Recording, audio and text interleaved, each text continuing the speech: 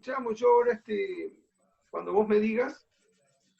Empezamos entonces, yo, bueno, pensaba en unos primeros minutos repasar algunos de los temas principales que tratamos en primero y segundo año y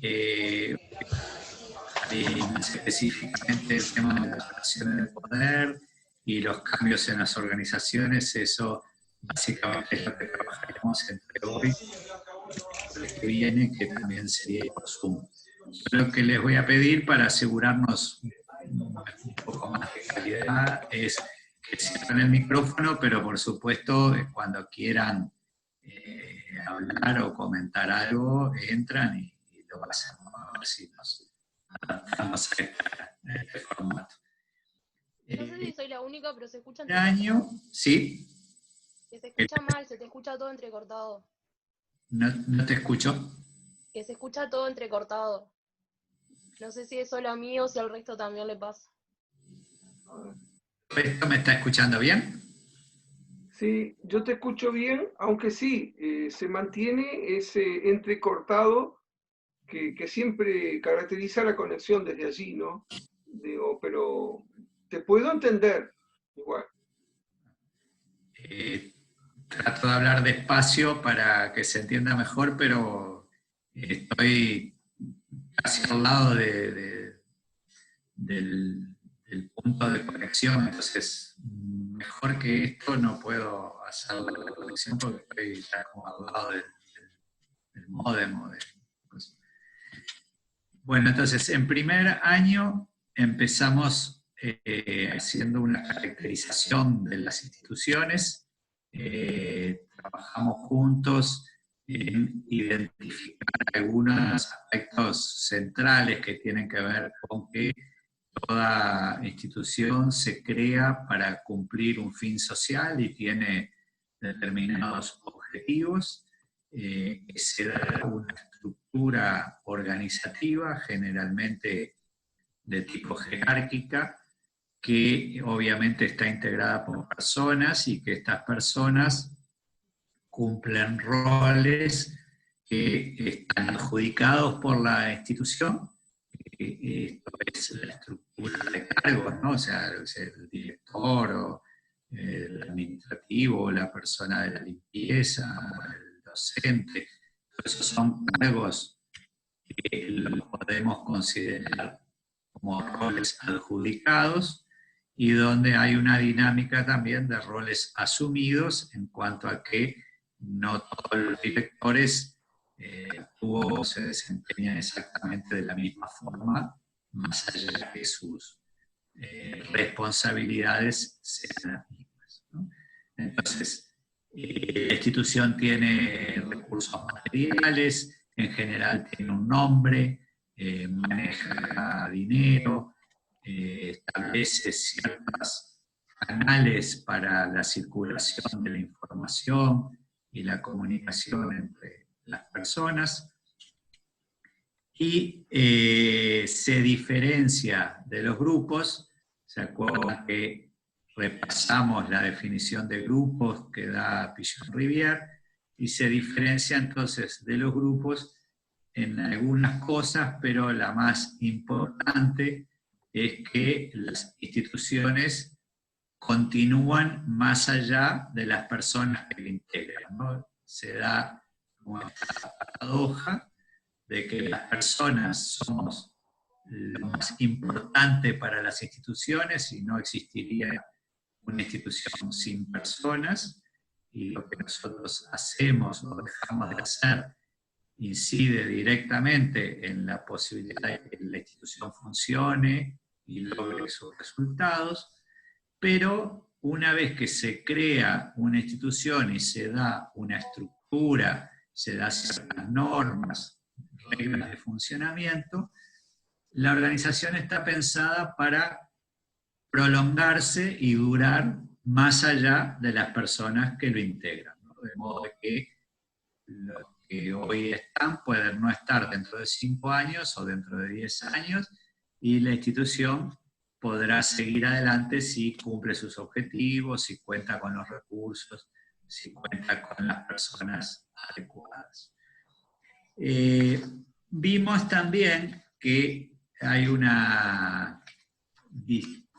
enfoque diferente acerca de las instituciones, que es el enfoque del análisis institucional, donde entonces cuando se habla de institución no se habla de una organización concreta como puede ser la Escuela de Psicología Social o OPSA o el supermercado Devoto, sino que cuando se habla de instituciones se habla de un conjunto de normas, de valores, de creencias, de leyes que expresan y de algún modo buscan darle continuidad a ciertos valores dominantes en la sociedad en un momento dado.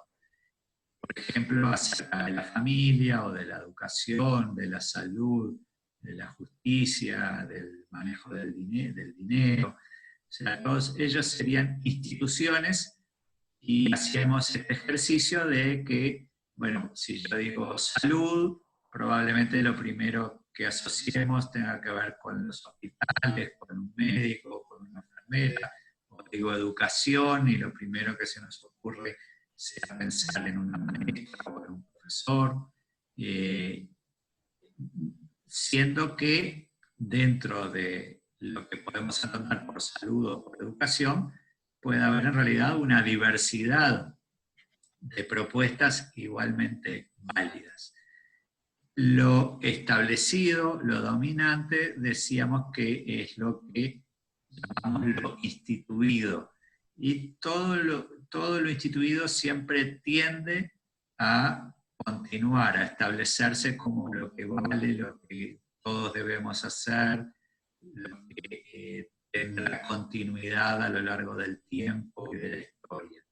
Mientras que lo instituyente da cuenta de ese cuestionamiento hacia lo instituido en la medida en que no hay una única idea, una única creencia, una única forma de ver la educación, la salud o la familia. Cualquiera de ellas son construcciones históricas que han ido variando a lo largo del tiempo, que aún en un mismo momento, si pensamos en el año 2020, el concepto de familia predominante será distinto en Uruguay que en China, en la India o en Irak. Y más allá de esa diversidad que simultáneamente se da en un mismo momento, en un mismo tiempo, también dentro del Uruguay tenemos distintos conceptos de familia que interactúan entre sí. Seguramente todavía podemos tener una idea más o menos dominante acerca de las familias, más allá que es una de las instituciones que mucho han cambiado en estas últimas décadas, pero coexisten distintos modos de vivir y de pensar la familia. De modo que, si bien pueden permanecer ciertos instituidos, hay diversos instituyentes que lo cuestionan. Y para analizar estas instituciones, la educación, la familia, la justicia, el dinero, como son categorías de análisis, solamente podemos analizarlas a través de las organizaciones concretas que existen y que de algún modo marcan la dinámica social, ¿sí? Y tanto lo instituido como lo instituyente son categorías de análisis, no es algo que podamos definir con total claridad, sino que son categorías de análisis para pensar las dinámicas sociales y para pensar también cada institución concreta. ¿Por qué? Porque en la Escuela de Psicología Social, en OPSA, en el supermercado Devoto o en el liceo número 1 de Maldonado, todas estas instituciones coexisten y se dan simultáneamente. Si bien puede predominar lo que hace a la educación, cuestiones como la familia, la sexualidad, los criterios de justicia o el manejo del dinero, todas ellas están de una u otra forma también interactuando en una organización, en cualquier organización, en un momento determinado, ¿sí? O sea, según el tipo de institución, habrá una nacionalidad, le llama Schwarten, dominante, como puede ser en los centros educativos, lo que es la educación, pero todas las otras están igualmente en juego. Entonces, este proceso de lo instituido y lo instituyente es un proceso dinámico. Lo instituyente tratará de volverse instituido, o sea, que aquellas ideas o creencias que pueden representar o reflejar cuestiones nuevas en la sociedad van a tratar de imponerse y volverse instituidos, y con respecto a esto, bueno, también hablábamos de algunas leyes, por ejemplo, como el matrimonio igualitario, o la interrupción voluntaria del embarazo, o otras como la regulación del consumo de marihuana, por ejemplo, que son todos elementos que fueron, que son instituyentes, que van logrando un cierto nivel de legitimación y de aceptación en la sociedad. Esto no lo convierte en algo instituido, pero va adquiriendo mayor legitimación, digamos, a lo largo del tiempo, ¿sí? Entonces, lo instituido y lo instituyente como dinámica permanente de los cambios en la sociedad, tomando en cuenta que toda sociedad, toda organización siempre se mueve en esta dinámica entre lo que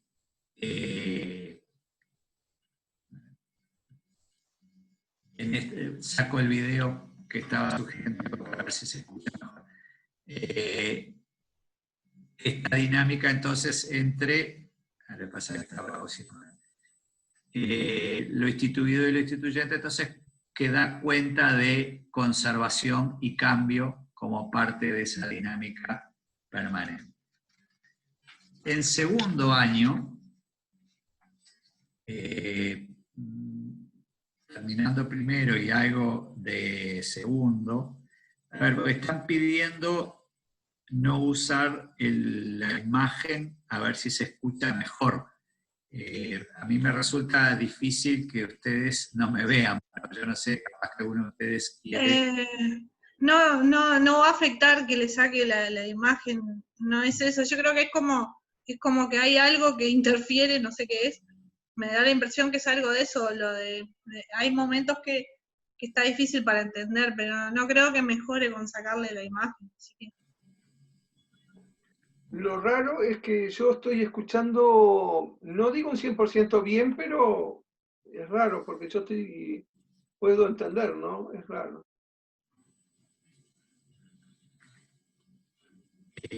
Bien, sigo.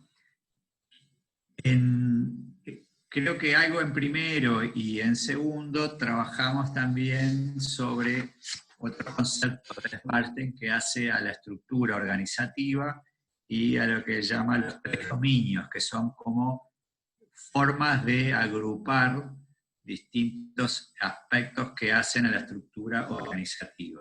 Y estos tres dominios son el dominio de los propósitos, que está ligado fuertemente a los objetivos, a la misión, a la visión institucional, a la planificación, es decir, a todo aquello que de una u otra manera trata de generar cohesión y racionalidad en la organización. Un segundo dominio que tiene que ver con las relaciones y que hace más a la dinámica de las personas y a la que las personas sentimos, hacemos, a nuestras capacidades que se ponen en juego en una organización.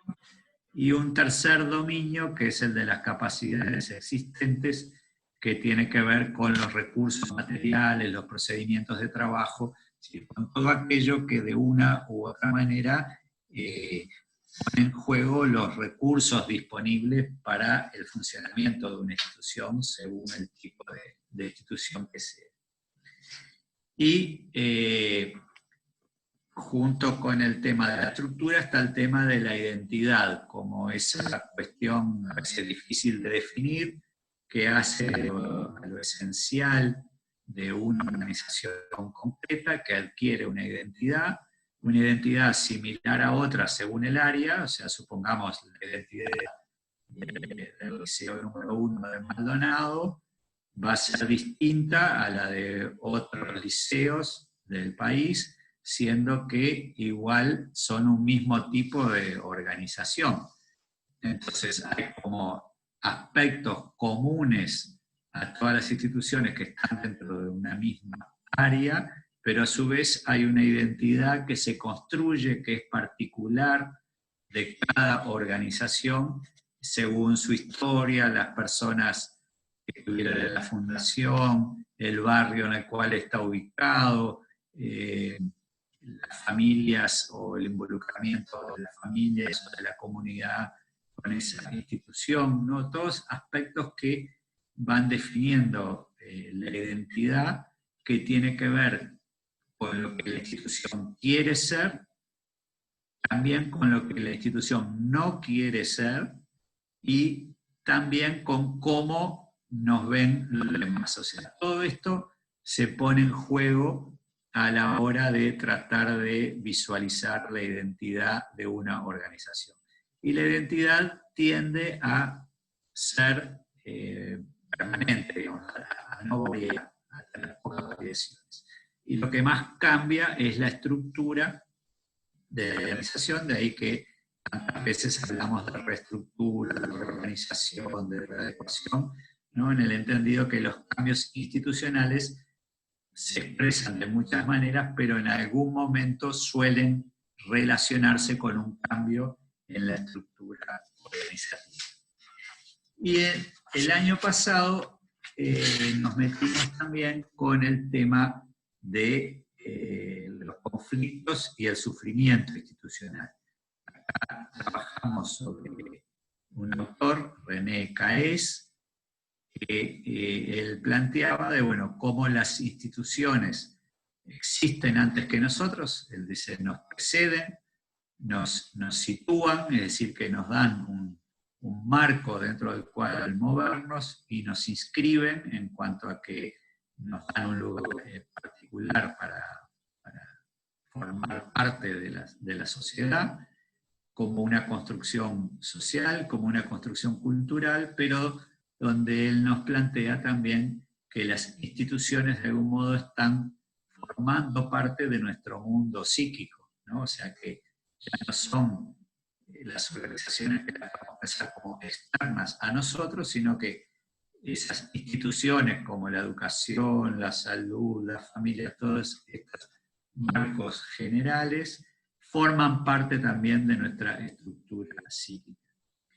Y que los fenómenos institucionales, estos aspectos que hacen a la identidad también individual, son fuente de conflicto y de sufrimiento en las instituciones. Y por lo tanto, sufrimos en las instituciones por relaciones de desigualdad, por los afectos o las pasiones, las relaciones de amor y de odio que se generan, por cuestiones de contexto económico, social, por las relaciones que se establecen con otras instituciones, también por la pérdida de la ilusión institucional, por esa distancia que se genera también muchas veces entre las expectativas que tenemos y los beneficios que tenemos, que llevamos a cambio. Por ahí, en forma resumida, pero me parecía importante hacer como un pequeño recorrido de lo que trabajamos en primero y en segundo, para ponernos entonces ahora sí, para entrar en el tema de las relaciones de poder como un aspecto a profundizar en la dinámica institucional. Adelante entonces con la siguiente.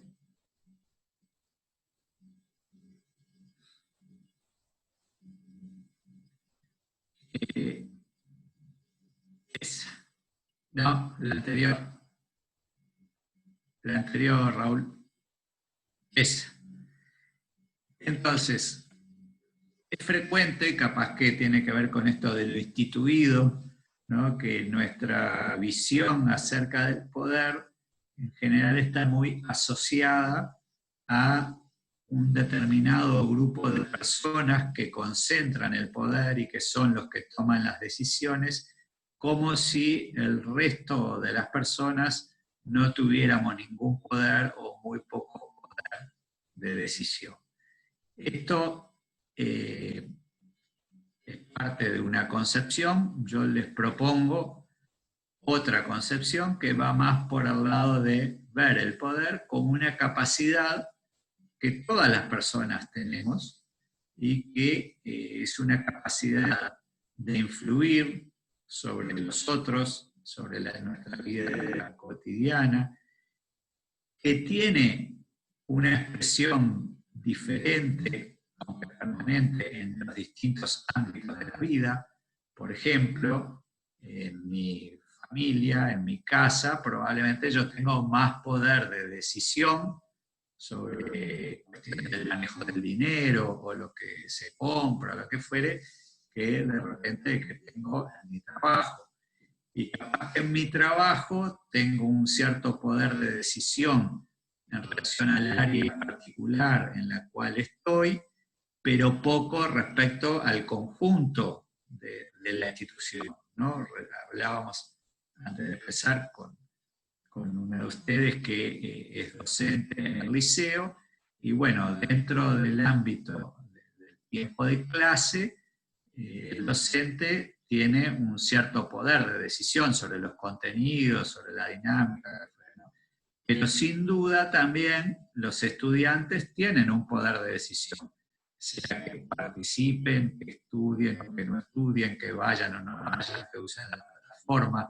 Y a su vez esto no es exclusivo de cada estudiante en particular, tiene que ver con sus dinámicas familiares, tiene que ver con las relaciones entre ellos, ¿no? Y quien está dando una clase tiene una cierta cuota de poder en su clase y aspectos que podrá trabajar y tratar con otros docentes y por ahí participar de una organización sindical y buscar utilizar esa capacidad de influir para tratar determinados temas gremiales, y capaz que tiene menos poder de incidencia, por ejemplo, sobre la definición de las políticas educativas en el Uruguay.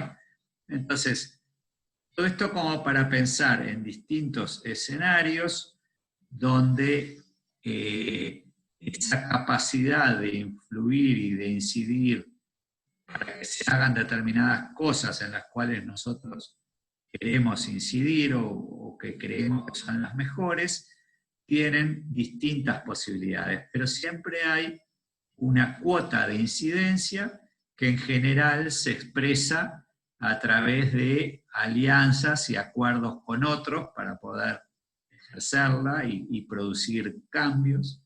Y sobre esto, digamos, vamos a seguir hablando, ¿no?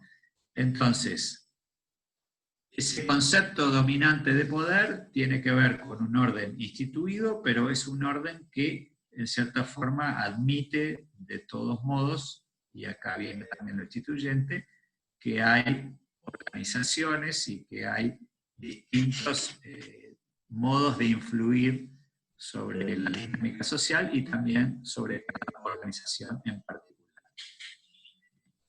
El poder y el concepto de poder es una construcción social en la que, como les decía, participan distintos actores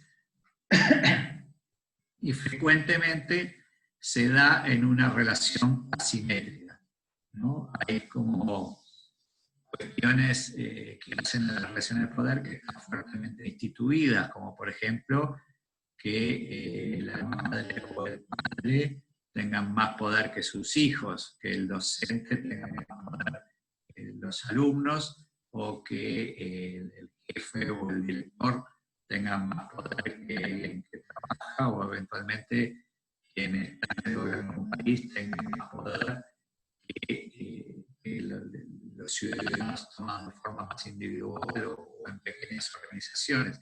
Entonces, hay una cierta asimetría donde se da una permanente tensión entre la dispersión y la concentración. ¿Qué quiere decir esto?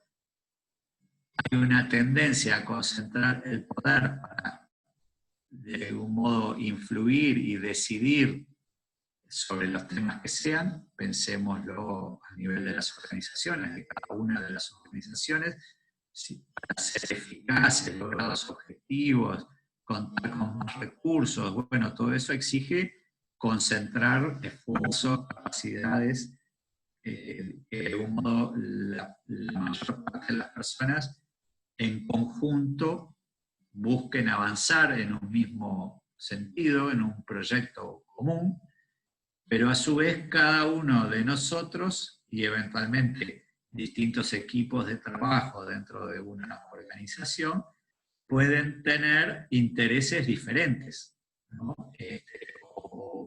O tener visiones similares, pero entender que hay que ir por caminos distintos y que hay que priorizar cuestiones también diferentes. Entonces, de ahí viene la dispersión, ¿no? O sea, como una organización a la vez que nos permite lograr ciertas cosas, es también una limitante que restringe el espectro de posibilidades de lo que podemos hacer. Muchas veces también buscamos dentro de una organización decir, bueno, me están planteando hacer esto, pero yo no lo hago, voy a hacer las cosas de otra forma, o voy a buscar reunirme con otros para hacer una propuesta distinta, y entonces ahí estaríamos como en la dispersión, ¿no? O sea, toda institución va a tratar de hacer cosas para concentrar a todas las personas en un mismo sentido y el uso de los recursos, pero simultáneamente, junto con esto, se da una situación de dispersión. Vuelvo, Jorge, esto es razonamiento en términos de, lo planteaba también en el tiempo anterior, de que a veces tendemos a pensar por oposición, ¿no? Entonces, si o es esto o es lo otro, ¿no? Y esta dinámica de lo instituido y lo instituyente, como recién les hablaba de la concentración y la dispersión, de lo que da cuenta es de que esto se da simultáneamente, o sea, simultáneamente podemos estar trabajando en el mismo sentido y a la vez generando alternativas o trabajando en propuestas diferentes para llevar adelante una iniciativa, ¿sí? ¿Se entiende? Jorge, te iba a pedir les iba a pedir para cortar ya porque tengo un minutito nomás de tiempo. Bien. Cortamos y enganchamos enseguida, ¿está?